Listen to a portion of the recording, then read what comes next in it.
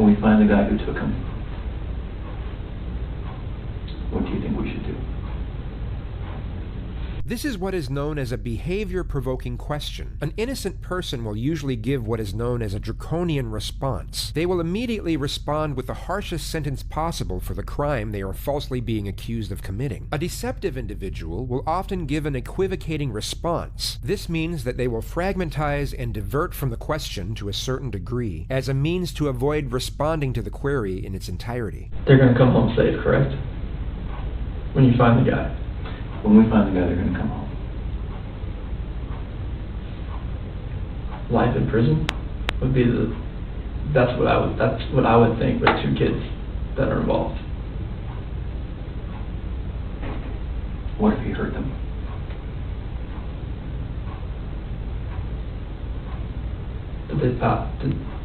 I'm not sure if that penalty is even used. Is it used in Colorado? I'm not even sure. What is? The death penalty? Okay.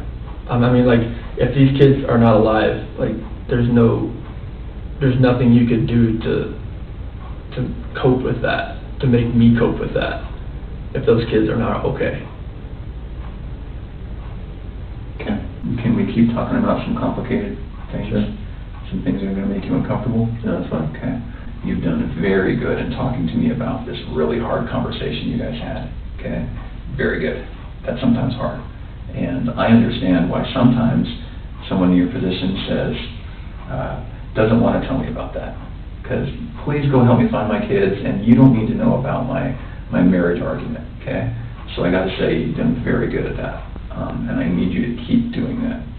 So I need to ask you about your marriage and infidelity. Okay. Okay, tell me about it. I have never cheated on my wife. Okay. And I fully suspect she has never done that to me. Oh, okay. The interrogator was already aware that Chris was cheating on his wife with a woman by the name of Nicole Kessinger. He had handed over his phone earlier on this interview for what he thought was for the purpose of going through his and his wife's mutual contacts to look for potential suspects. Judging by Chris's bold-faced denial, it's safe to assume he deleted all of his correspondence with Nicole beforehand. Yet he was most likely unaware that the FBI have programs that can recover every single piece of digital exchange sent from a device, even long after it's deleted. Highly trained investigator over here, right? I see pictures of you from a few years ago, Mm-hmm. and I see you standing before me now. Okay, you've gotten pretty fit. Yes. Okay, you can imagine when guys start cheating or want to cheat, that's what happens. Yes. So tell me about it. I did not cheat on my wife. Okay. What do I do to help you walk out of this room and not look like the person who's responsible? You have to trust me. I had nothing to do with this act of evil cruelty, whatever has happened here. Because my love for these 2 girls and my wife, I don't want anything to happen to them. I've never wanted anything to happen to them. No matter if me and my wife separate or not, or divorce or anything, I never wish harm on anybody, on a human being in general. Okay.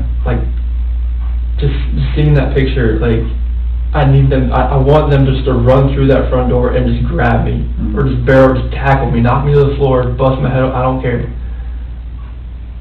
The amount of love I have for my family is exponential, and it's never going to die. And I want them back. Okay. I have to have them back.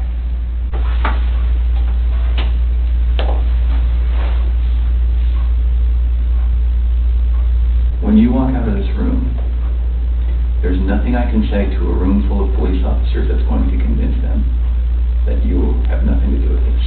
I know. You know what they think. I know all that. Yeah.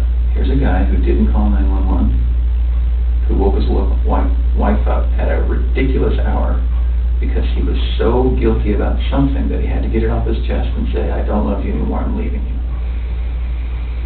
That didn't go well. Okay, so what happened? She told me she wanted me to wake her up before I left. That's why I didn't just wake her up, just to tell her this. I woke her up. That's what she wanted to do, and we talked. Usually at 4 a.m. I wake up, I go down and work out. This day, I wanted to talk to her about this.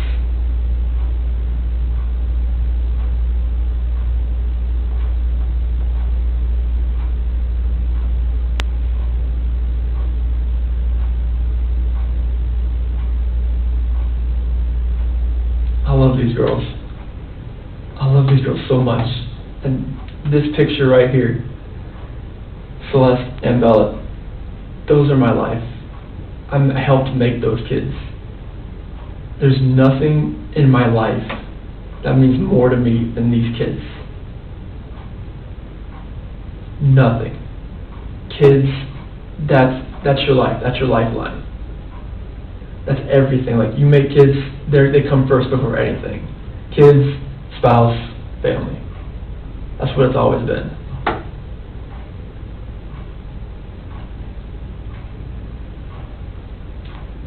Nothing you've told me tonight makes sense. Nothing you've told me tonight feels like the truth.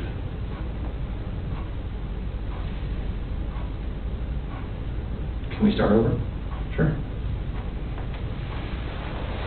Tonight's been pretty intense, I can imagine. How are you feeling? I've slept like 2 hours last night, so I'm like running on empty right now. But I know, I can see it. So why don't I do this? I'm sure you don't mind if we take a break for the night. And I'm sure that you are feeling some of the pressure from me. Okay? I'm going to commit to you that we're not going to stop working until we find them. Okay. Okay? And I want to commit to you that there is going to come a time when you're going to feel this pressure from other people. I'm not the only one who thinks that there's a possibility you have something to do with this. Like another FBI agent, like pressure, or like just like Everyone. Okay. Everyone, Chris. Okay. The interrogator is clearly receptive to Chris's anxiety and endeavors to amplify this emotion before ending the interview. He wants to inflate Chris's apprehension as much as possible for the looming polygraph test that approaches the following day. Tonight when you go home, one of two things is going to happen. You're going to pass out because you're so tired, okay? And that's probably not going to be what happens. Your head's going to go race, okay?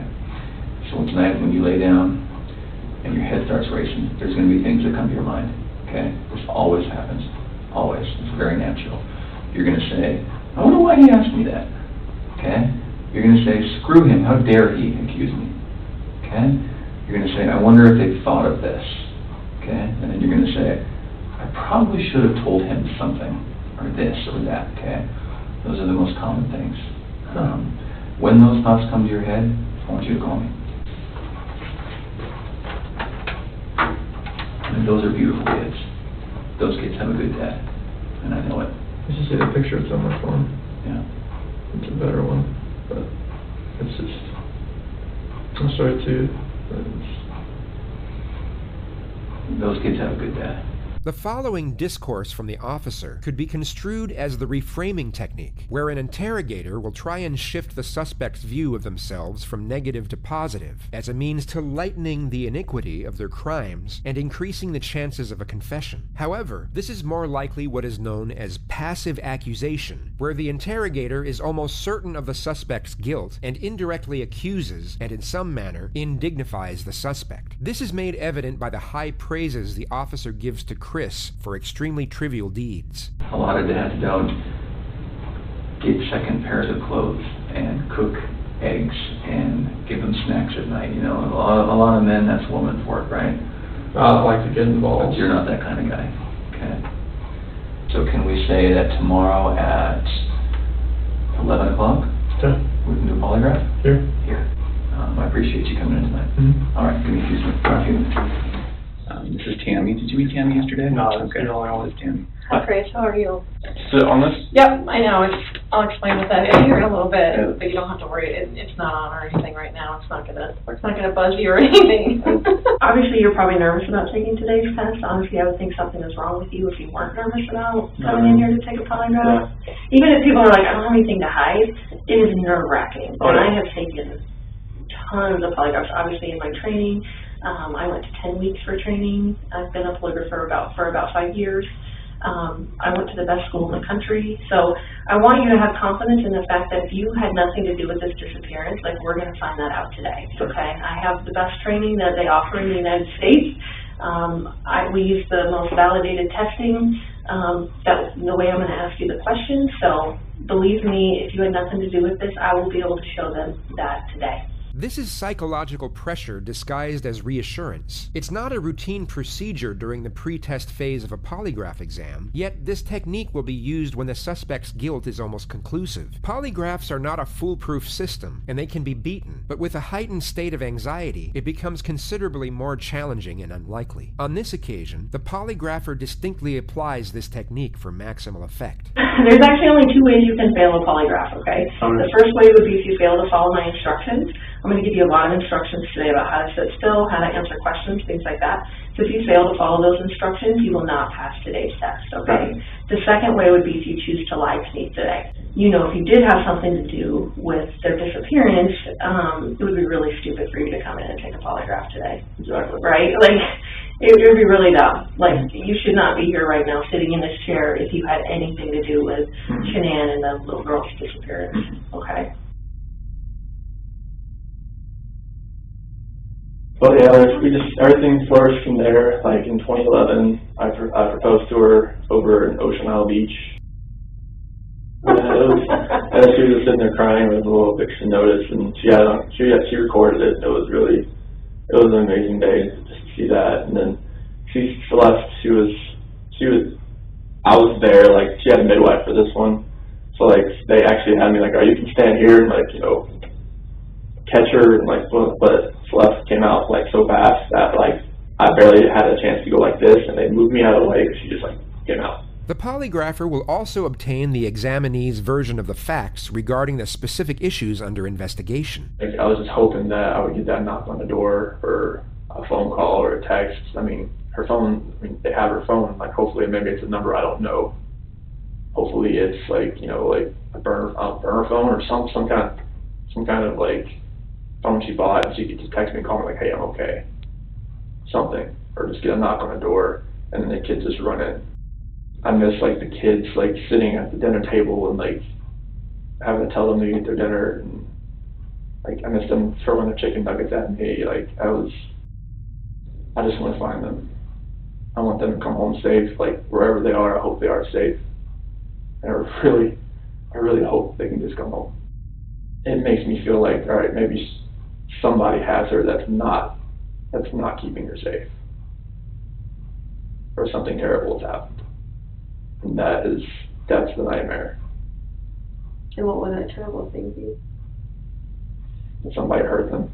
Chris recounts a brief summary of the events and states multiple vague possibilities for his family's disappearance. The polygrapher then starts to elect specific timelines for Chris to give his account on. You said the next thing you know is her getting into bed with you, is that right? I felt her get in bed. We didn't say anything because I just kind of felt it. Okay. Do you know if she was on her phone or like how any of that works? I don't think she was on her phone.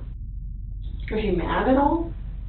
I mean, crying like she was, crying like I was. I mean, yeah, I mean, she was upset, but I mean, it comes with that kind of conversation. In the next moments, you will see another subterfuge of psychological pressure, this time disguised as routine questioning procedure. It's a vastly open-ended question relevant to the crimes under suspicion. These types of questions are common knowledge and easily clarified by the innocent, while the guilty will in most cases have severe difficulty in responding. I know it's totally awful to think about, but what are ways, because I need to make sure that you know what I'm talking about, what are ways that you can make someone disappear? I mean, like, if you're talking about like what I've seen like on the movies, or like how people, if you read about other people, I mean, you hire somebody. Like a hitman? Yeah, I mean, yeah. I'm just being honest. No, that's what I want. That's what I want, because I want you to go through all of these scenarios in your head, because I want you to know for sure what I'm talking about when I say that, you know, asking you if you physically caused her disappearance. Okay, like you would hire somebody, or you have somebody you know that would do it. I mean, it's like, it's hard. It's a hard question. I know this stuff. It's a hard question to answer. Right. Because it had nothing to do with this disappearance. Right. So like, I don't even want to think about like, if you're asking me like how I would do it, like anyone. Like how would anyone cause someone else's disappearance? I mean, you would. I said like You could cause someone's disappearance by murdering them. Would Yes. you agree with that? yes. So what different physical ways could you cause someone's disappearance through murder? You could stab someone, Stab right? someone, shoot someone, hit them with a blunt object.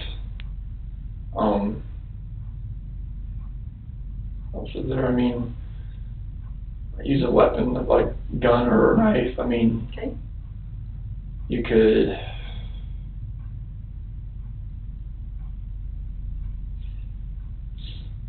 You could smother someone. Smother someone, You could strangle someone. hang someone. I mean, yeah, you can, all that kind of things. I mean, it's hard to even think about that kind of stuff right now. Mm-hmm. So you could strangle someone, you could drown someone, Yeah, you could shock someone to death, you could burn someone alive. What other ways can you think of? as far as like lure them into a trap, I guess. What do you mean? What? Like, you know, like have somebody waiting like around the corner and like, you know, hey, Sure.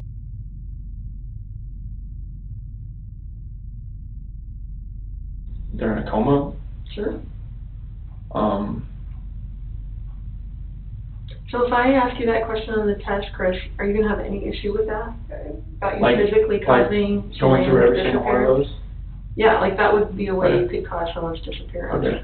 No, I can definitely like, I can pass. I mean, Or you could murder them, you could kidnap them, you could take them to another country, you could, bury them in your backyard, Yeah. you could do a million things yeah, as far as, trying to conceal them, yeah, right? So that no one can find them. yes, Because at this point, she's gone. So when I ask you the question on the test, I'm not asking you about guilt. I'm not asking you about, did you make her feel so horrible that she ended up leaving? I'm saying that you were the one that physically caused her to disappear. okay. Either by murder, kidnapping, all of those other things that Okay. we went through, okay? You want me to list all those, like? No. You're just Okay. gonna say no to that question. Okay. But when I ask you if you physically caused Shanann's disappearance, Okay. your answer should be what? No. Right. So do you have any issues with that at all, and No. or have any question about what I would mean when I was No, would be that's asking total, that like, question? I just like going through all those that, that's Right. a lot to really think about. Right. But Like that's- trying to figure out like, that was, I'm gonna have you take a bathroom break. Thank We've you. been in here quite a while. So you're gonna be taking what's called a directed lie polygraph.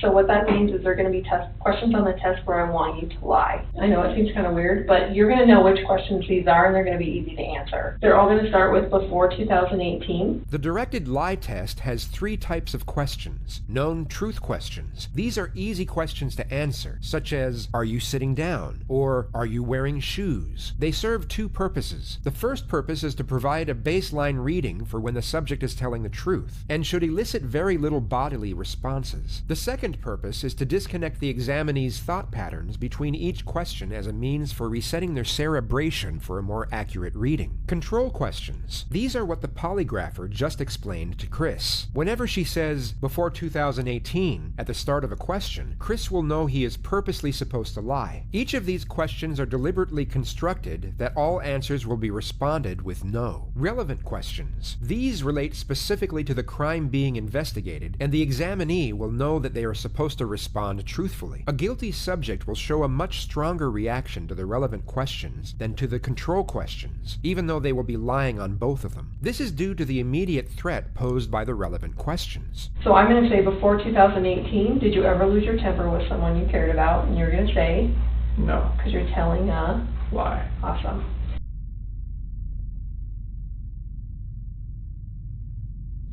The test is about to begin. Please remain still. Did you write the number 1? No, Did you write the number 3? no, Did you write the number 5? no.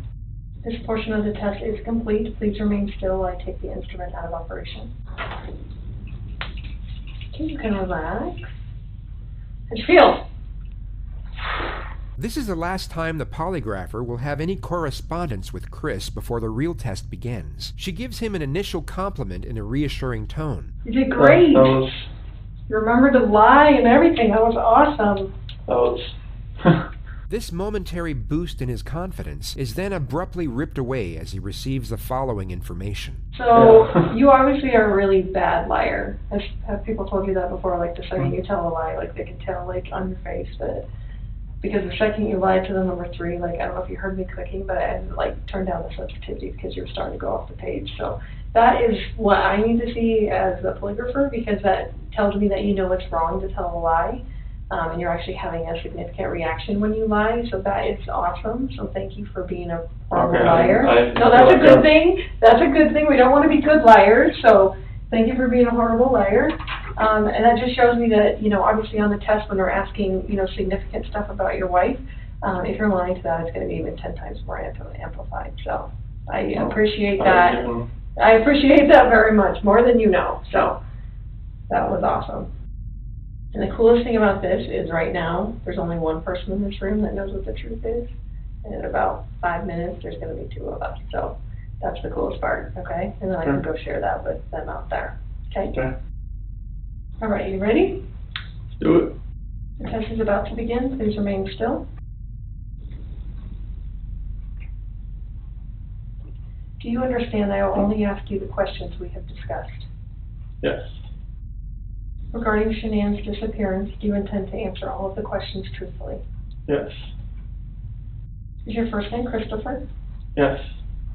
Before 2018, did you ever lose your temper with someone you cared about? No.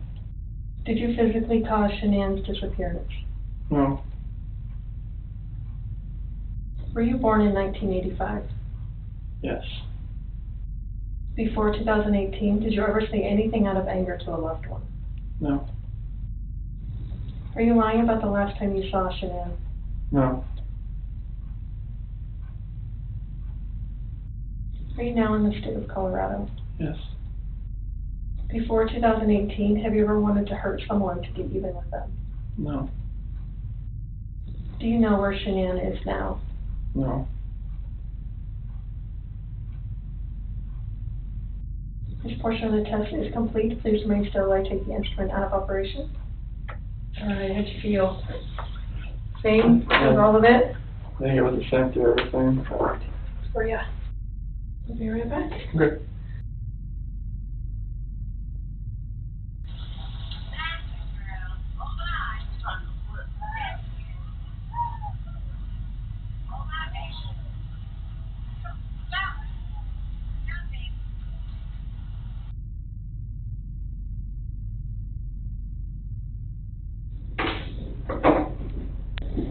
Oh my gosh, I did forget part of it, didn't I?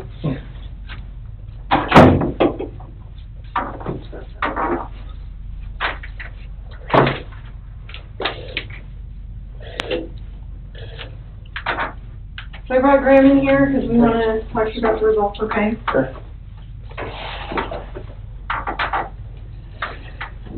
So, it is completely clear that you were not honest during the testing, and I think you already know that.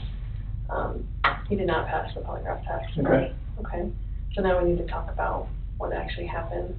And I feel like you're probably ready to do that. I didn't lie to you on that polygraph, I promise. Chris, I Chris, know. stop. It's time. Just stop for a minute. Take a deep breath. I want you to take a deep breath right now.